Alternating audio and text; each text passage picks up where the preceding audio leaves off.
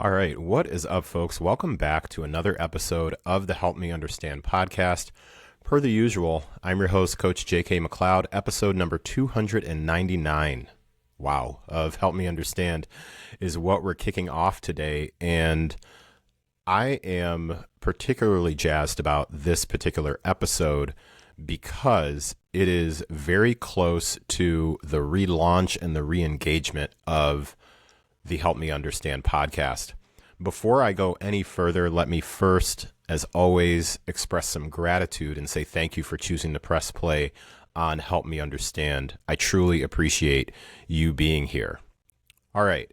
If you haven't listened to the last maybe 2 episodes of Help Me Understand, then you likely don't have any context for why I might be kind of jazzed about this being episode 299 and what that means for some changes, or should I say some re-engagement or relaunch of the podcast in the next couple of weeks here. So as a quick overview, what's going to be happening with Help Me Understand is that very, very, very soon, in fact, might even get things started as soon as next Friday's episode, so maybe the last episode in the month of July, the Help Me Understand podcast, the feed that you're currently listening to, is going to return and re-engage to where Help Me Understand initially started, what it was inspired by. And what that was solo episodes and conversations about the things that we experience in everyday life,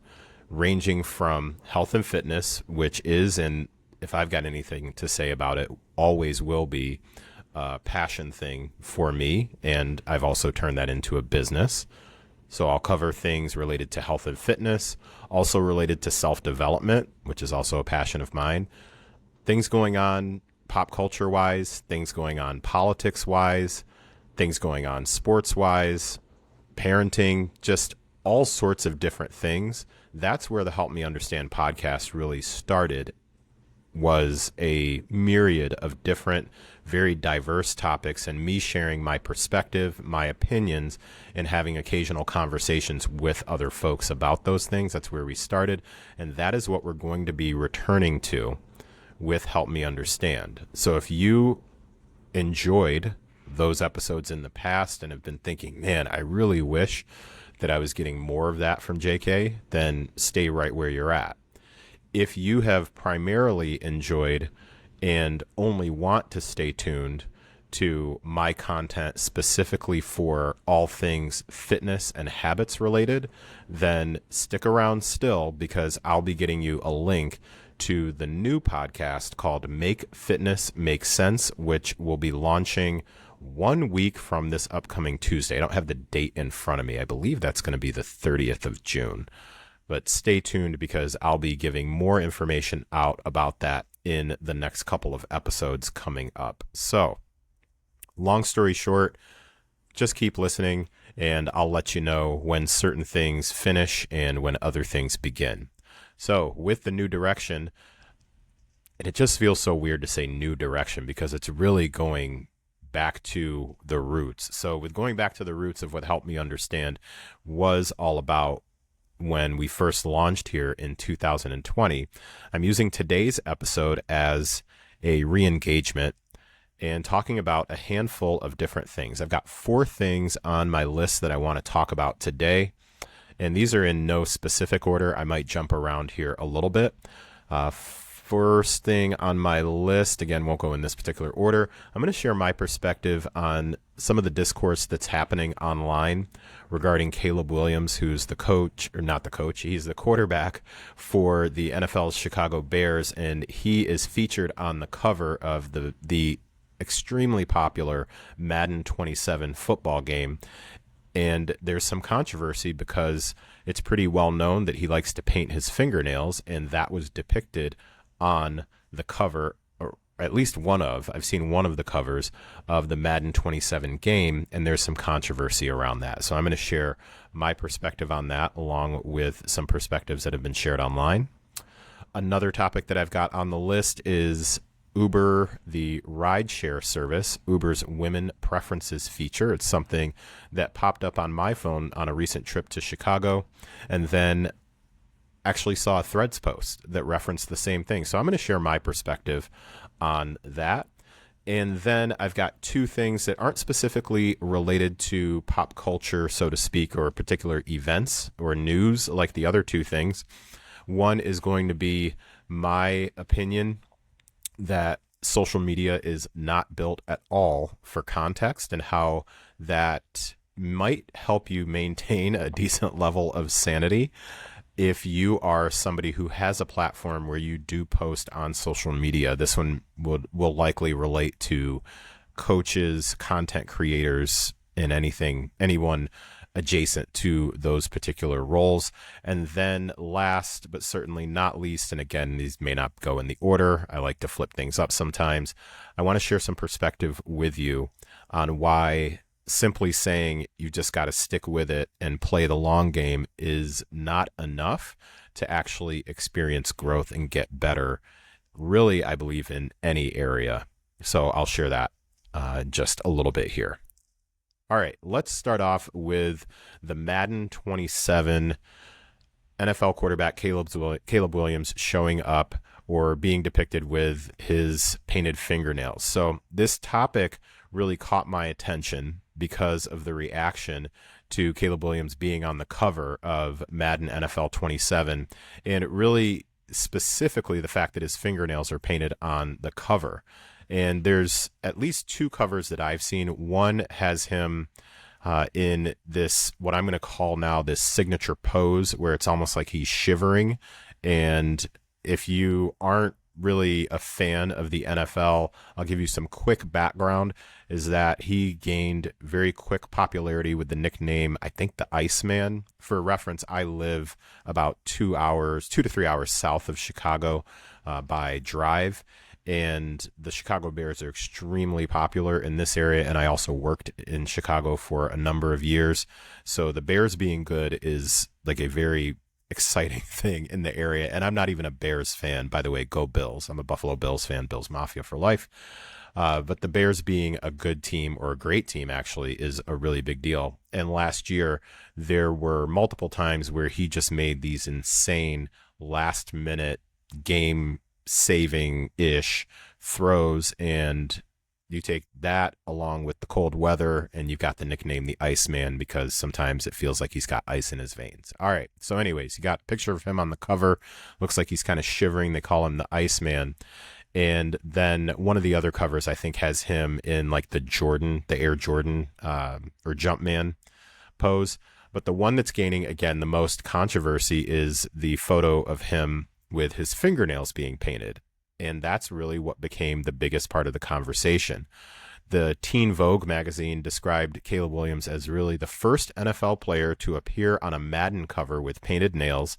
And even People magazine reported that the nail art connects partly to his mother, who's a nail technician. I can't even remember specifically what's on his nails, but it's painted fingernails. If you don't know much about Caleb Williams' public image, this is something, as far as either painted nails, or I believe at some point he either had like a pink iPhone or maybe a pink case on his iPhone, that sort of a thing. He has been part of the masculinity collab with athletes, or I don't know how to frame it, but the conversation and discourse around how particular men depict themselves in the athletic world.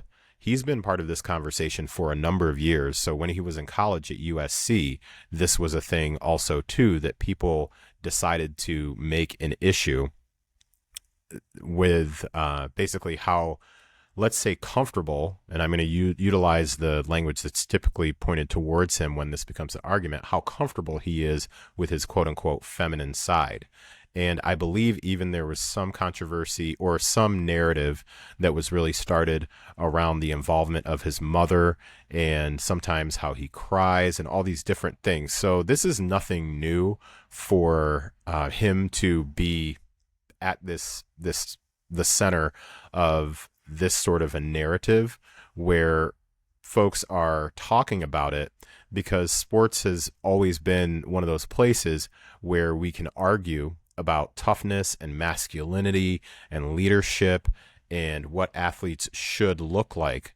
What was interesting to me is that I saw a couple of posts and then even had a couple of my coworkers, and for frame of reference, I fitness coach online. I also do some personal training in person, and I also have an additional career, full-time in-person career in retail management, where I primarily work with 18 to 25-year-olds for the most part. So I interact with that age bracket quite often.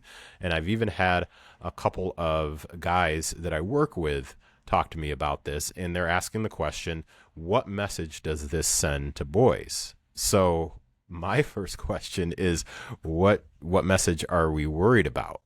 Because from my perspective, a young man who is talented, confident, successful, and willing to be himself in public, to me, is not automatically a bad message.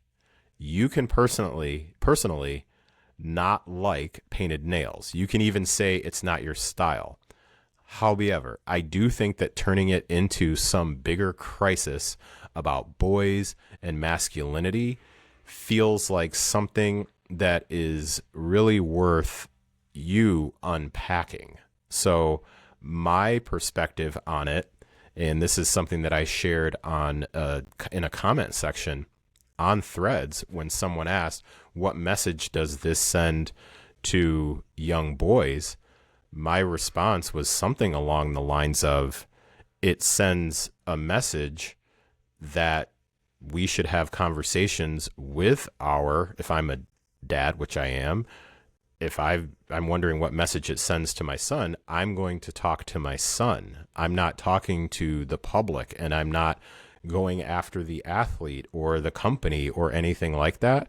The first thing, whether I agree or disagree with the image or how the athlete chooses to portray themselves, is to talk directly to the person that I am, quote unquote, concerned, or in my case, curious. Hey, what do you think about that? That's where I would really direct it. And even maybe one step right before that would also be to look in the mirror and ask myself, what am I so concerned about? So for someone like me, and I'll speak for me, myself, and I'm not in the least bit concerned if there is an athlete who is portraying something that I disagree with, because that athlete's job is not to raise my son. That athlete's job is not to be a role model for my son. Would I appreciate it if everything that an athlete that my son respects and is a fan of and really enjoys and really digs that athlete, would I appreciate it if everything that athlete was about was aligned with the things that I'm about? Yeah, absolutely. That would be fantastic. And also, that's not the reality. And instead of complaining about it or making that the center of the argument, what I prefer to do is ask questions about how my son is processing those particular things or what he thinks. For reference, my son is 13. So there's certain things that maybe he may share with me, and there's certain things that he and his friends are going to talk about. It's the same for any of us. And I'm talking sons, daughters, and everything in between. I remember when I was growing up, and for reference, I'm 47, going to be 48 in just a couple of months here. When I was growing up, a big thing was Charles Barkley's "I Am Not a Role Model" campaign. That was absolutely huge at that time with Nike.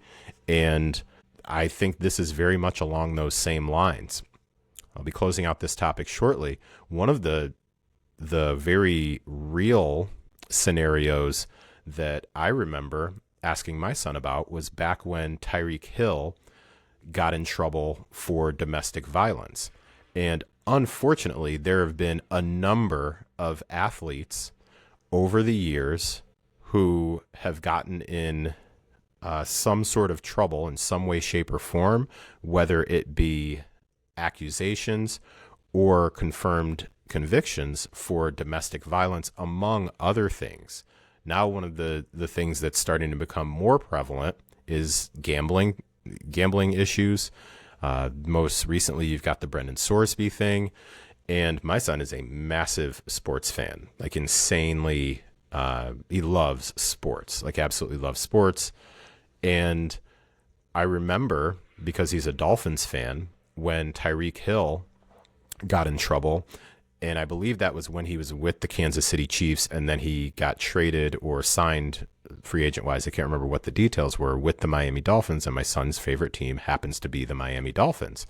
And my son wanted a Tyreek Hill t-shirt. And I think about that in terms of, man, I wonder, he doesn't necessarily, at the time, he's 13 now, going on 14 in a couple of months. At the time, I don't think that he was very aware of the backstory and what was going on and things like that. And also, that's not his job. Like, that's my job as a father, to have those conversations in an age appropriate way. So at the time, I'm going to think that he was around 10-ish, maybe at best. Have an age appropriate conversation around what athletes you quote unquote look up to and what you look up to them for. And that's a conversation that I would encourage any parent, any guardian, anyone who's in a position to have influence over children, teenagers, and really at any age. If you're in a position of influence and authority with folks of a younger generation, open up conversation around how they look at someone. These parasocial relationships, I think, will just continue to grow and grow and grow. So when I am thinking about this latest story with Caleb Williams, and he's got his fingernails painted, and what message does this send to boys, I unpack that very similarly to how I unpack the fact that my daughter is a Taylor Swift fan, and I was a Kanye West fan, and all these other things. Like I revert, or I direct the conversation towards, first, like, what position am I putting this particular individual in, and then going from there. All right, here's another topic: the Uber's women's preference feature. So I saw this recently when I was looking at potentially taking an Uber when I was in Chicago. And when I pulled up the Uber app, there was an option to request a woman driver. And I remember that I had heard about this being available, but that was the first time that I had actually seen it on the app myself. Again, for reference, I live a few hundred miles outside of the city, and we have, in the city that I live in, we have Uber available. I just haven't taken it here locally in quite some time. So this was one of the first opportunities in months, I would say, to pull up the Uber app, or that I needed to pull up the Uber app just to see what my options were. And I saw that particular option.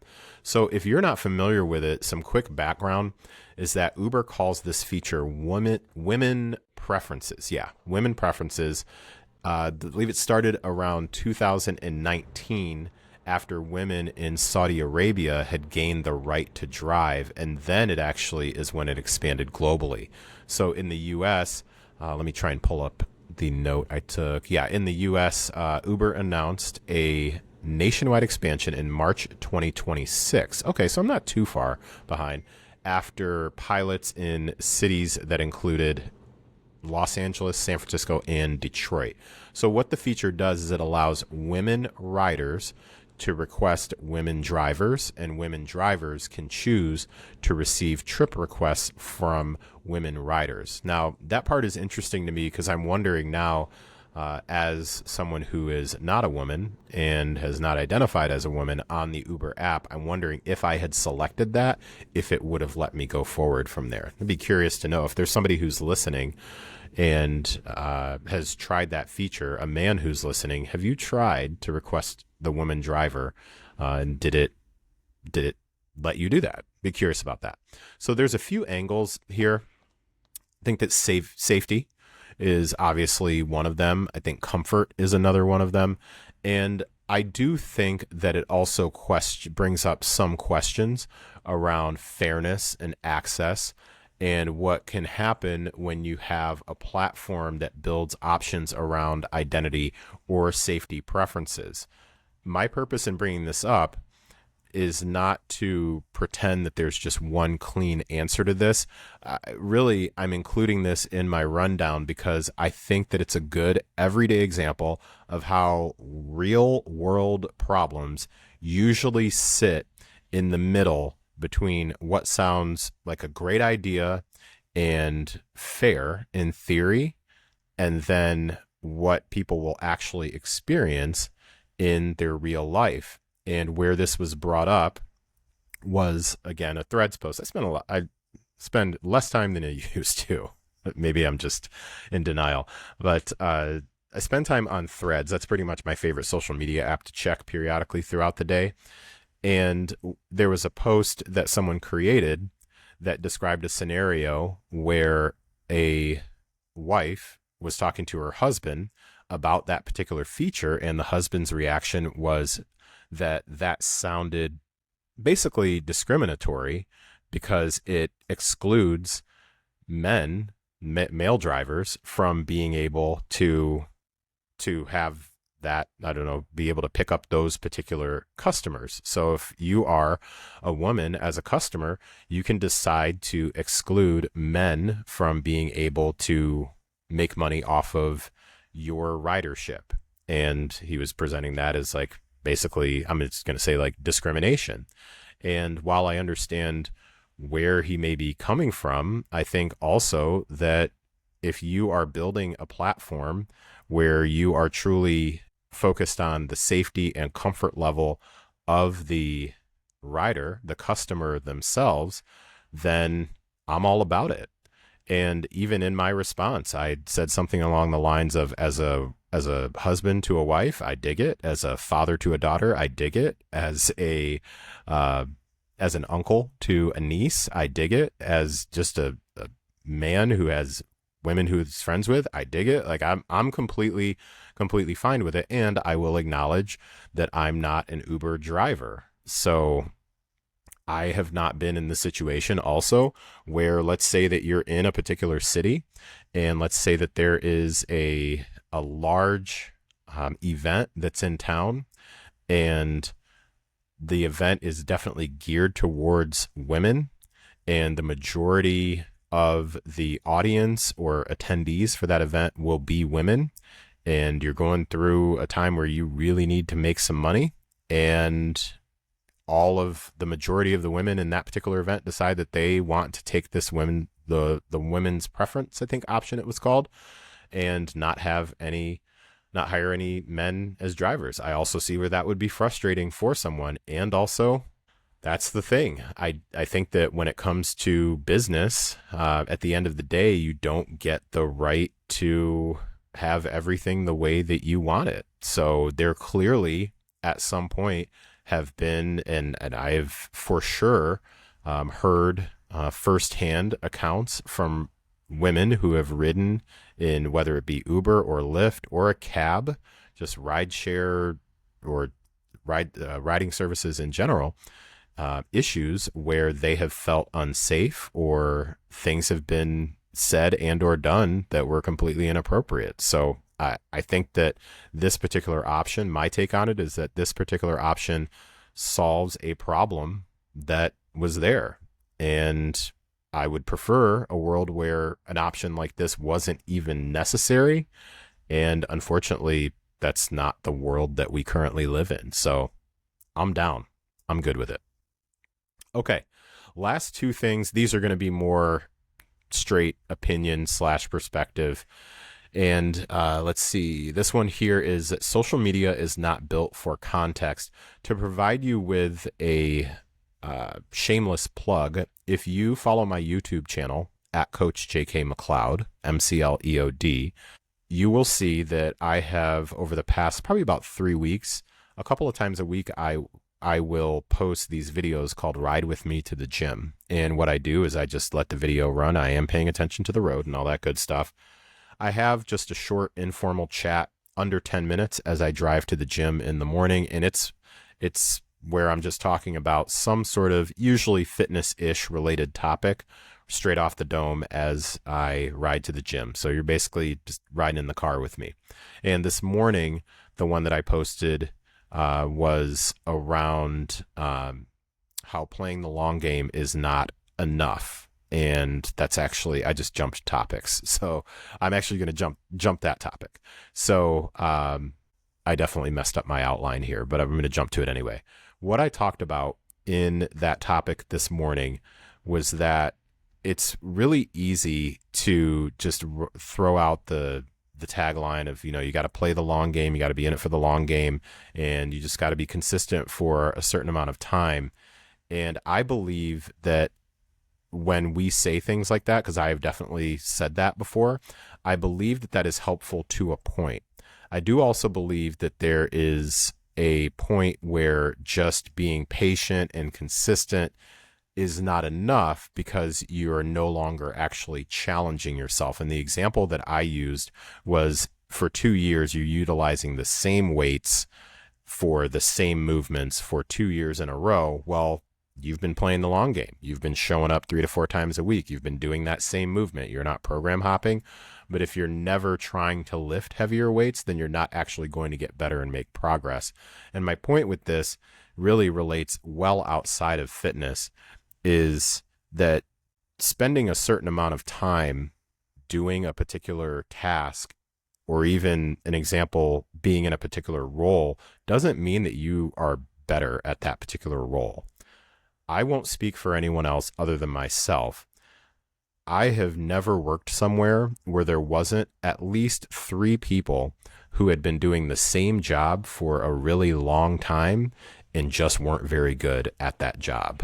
Myself, as someone who has been in my in-person job, I have been in a similar role for a little under a decade now. Not the same exact role, but a similar role for almost a decade now. And I will tell you that I have gotten better at that role specifically because I have taken on different challenges with that role.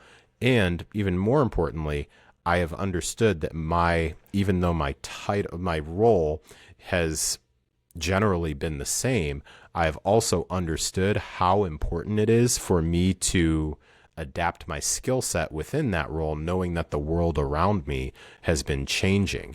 In the world of retail, especially in-person brick and mortar retail, anyone who has worked for a brick and mortar a retail company that has a brick and mortar component that has survived anything in the last decade, especially taking into account the growth of e-commerce, aka Amazon, Walmart online, and also surviving COVID 2020 to 2021 and almost 22-ish. If you're still standing, then you understand that if you are doing well in the role, it's typically not because you kept doing the same thing and not ever adapting and adjusting and pivoting a number of times. So my point with saying this is, yeah, play the long game, be consistent, but don't confuse longevity with actual development. That long game only works when it's actually paired with attention and reflection and adjustment and better decisions and challenging yourself. Otherwise, you're not really playing the long game. You're just really staying in the game and hoping that time is just going to do the work for you. Okay, and I'll actually finish with the third thing that I had on my list. I'll finish with this last one. I want to remind content creators in any way, shape, or form, whether you are a coach, a speaker, podcaster who posts on social media, and this is specifically for social media, and this is for text-based social media like Threads or X/Twitter. It's still weird to call it X to me. Facebook, and this also includes Reels, the under 90-second Reels, even clips that I post from the podcast. I've just been thinking about this lately. how often we post something on social media and then you have somebody respond in a way that disagrees with what you said, and the immediate reaction is, well, you missed the context. And sometimes, yes, absolutely, that's true. There are times where people absolutely miss the context. The challenge is your context, my context, is not usually in the post. Like, that's the whole point of very well-made reels and short, captivating social media posts. I will tell you, that is one of the self-prescribed reasons that I don't love social media, is because it's not a place that allows for context, and especially not if you want the content to be really engaging. Providing context and nuance is one of the best ways to ensure that your content actually doesn't engage people, just flat out. So you have folks that are going to respond a certain way and disagree with you. And if your first thought and reaction is, well, you missed the context and that's not what I meant, and you clearly misunderstood what I said, pump the brakes for just a minute and just, again, remind yourself of my perspective. I have no, I guess, informed or educational background to bring to this fight. Just a guy who's been on social media with a platform for a decent amount of time here now. Social media is not built for context. It is built for quick reactions and short attention spans and screenshots and clips and captions and comments from people who are likely seeing like one sentence from you while they're doing 12 other things, including taking a dump. So calm down. If someone misses the context, instead of the first question being like, well, what's wrong with them and all this other stuff, remind yourself that more likely than not, you probably posted to get some engagement and to get some sort of reaction. And if you want to burn more mental calories on that interaction, then certainly that's where you can dig into that stuff in the comments or however you choose to do it. I'm just going to tell you, I do not believe that you can put a thought into a low context platform and low nuance platform and then be shocked when people respond with these low context reactions. That is all. So that's my uneducated advice, my opinion for you. Okay. All right. We are going to close out today's episode. Thank you so much for listening to another episode of the Help Me Understand podcast. If you have comments, you have a particular opinion about the direction of Help Me Understand, you have suggestions for future episodes for Make Fitness Make Sense, hit me up. Let me know. You can hit me up on Instagram at Coach JK McLeod. That is MCLEOD. You can also email me, jk@jkmcleod.com. Thank you again so much for listening. I truly, truly appreciate you. Take care, and I'll talk to you next time. Bye now.